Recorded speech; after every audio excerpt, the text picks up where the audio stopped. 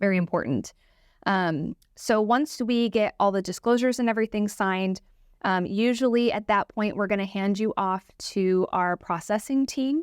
And there are some things that happen in between there, but nothing you really need to worry about on the buyer on the buyer side. That's all behind the curtain stuff, but we're going to hand you off to people called our processors, and they're going to work with another team called an underwriting team.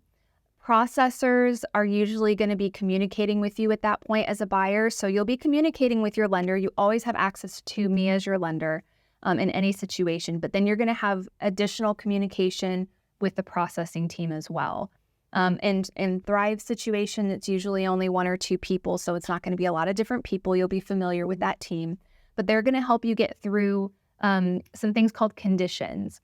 And conditions are little things that we just need to clear up in order to get that loan approved.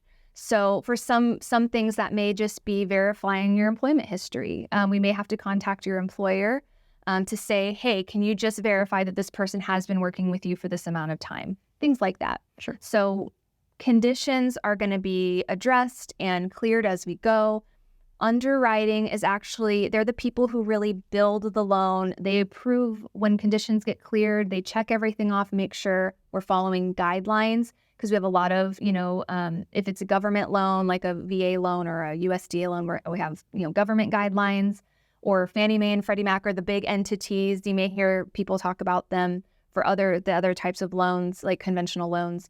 So they're the ones who are going to be going and combing through all of those thousands of guidelines for us and making sure that our loan falls within those guidelines and meets all the criteria, all the conditions are good. So that's a really important part of the process, because we want to make sure everything is legal and that you're not going to encounter any problems down the road. And like Stephanie said earlier, we want to make sure that you're not going to be house poor. That's why a lot of these guidelines exist. We want you to live in your home comfortably.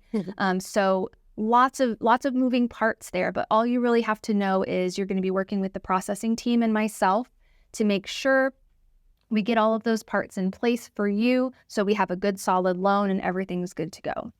At that point, once everything's cleared, once underwriting gives us the ominous dominus, everything looks great, everything will get submitted for what we call the clear to close. If you've done any research about home buying, you might have come across this phrase. It's a popular phrase in advertising and social media. We got the clear to close. That's our favorite words to hear. It is. Yes. And that just means that all of the conditions have been cleared. Underwriting has said everything looks good. We are cleared to close this loan and get these people into their home. So it's a very, very exciting time, but that does not mean that we are done. The clear to close is simply a thumbs up. Let's get you to the closing table, right? So